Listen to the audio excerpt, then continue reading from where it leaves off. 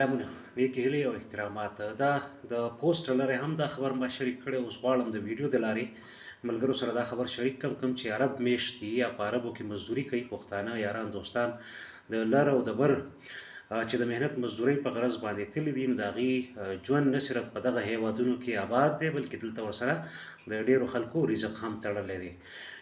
ایران چې په قطر، کویت او عراق کې په امریکایي اډو باندې کومې حملې کړي دي، نو د دغه ملکونو د امریکې سره بهرحال باقاعده معاهدې دي دفاعي، او د دغه دفاعي معاهدو لاندې امریکا دغلته د یا د امریکې عسکر دغلته شتون لري یا دغلته موجود دي. اوس دا ښه خبره ده که ناښه خبره ده، په دغه کې نه پرېوځم، خو د عرب ملکونو دغه امریکې سره یا مغربي هیوادونو سره اتحاد دی.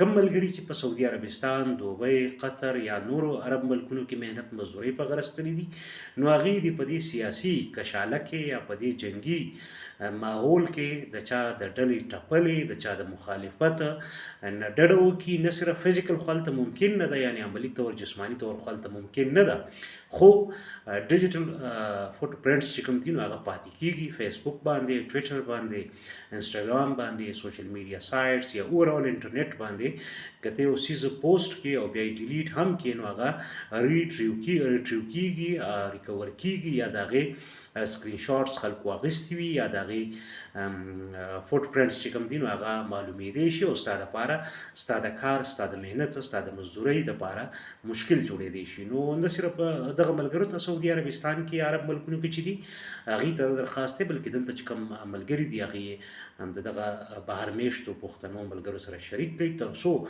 په دې چکر کې هغوی ځان ته، خپل مهنت ته، مزدورۍ ته یا خپل مستقبل ته، خپل کیریر ته، خپل روزګار ته زیان ونه رسوي. ځکه د هغوی دغه لیکونه به د عرب ملکونو په سیاست هیڅ قسم منفي یا مثبت اثر پرې نه باسي. البته د دوی په ژوند باندې به خدای مکړه ډېر منفي اثر پرې باسي. نو ولې نه چې ښه خبره او هغه هر چا سره شریکه کړو.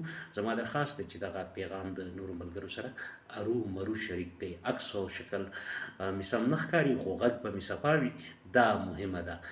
نور د کار خبره خلک په ریډیو هم اوري، دلته خو لا بیا هم زما سپوزه او تورې تورې سترګې بهرحال ښکاري، یا د سترګو حلقې مې ډېرې جوړې جوړې ښکاري، خو دا د دې فلټر وجه ده، نه چې زه ګنې دومره خراب یم. زه به یم خراب، خو دومره کم از کم نه. ګورم ودانه اخره کې بیا دا خبره ضروري ده چې شریکول او بیا شریکول.